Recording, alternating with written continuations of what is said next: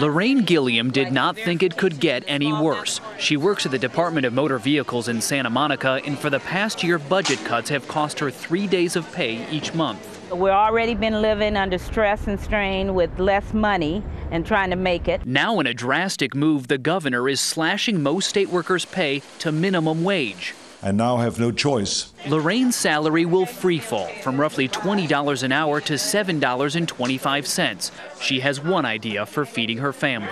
Since he's a millionaire living fine and he wants to cut us down to $7.25, welcome to dinner. Guess who's coming to dinner, Mr. Schwarzenegger? 46 states are now in their new budget year and are collectively $140 billion in the hole.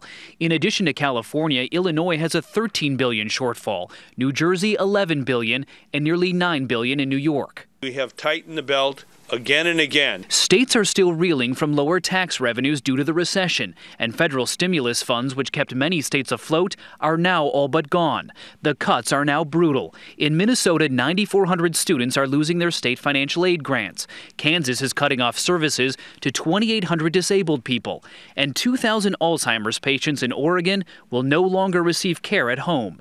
And the legally blind governor of New York spent hours this week signing his name 6,700 times to veto hundreds of millions in education spending. We're losing teachers from the classroom, cops from the beat. We could see the loss of 900,000 jobs in this country. That's scary because it could mean a double-dip recession. To bring in more money, several states are now raising taxes on everything from cigarettes to soda. Back in California, fed-up state workers aren't sure what they can afford anymore. I don't know what I can do, maybe borrow money from my mom. And the news for those state workers is not good. Today, an appeals court here in California ruled that the governor's plan to slash their pay is legal. Scott? Ben Tracy in L.A., thank you very much, Ben.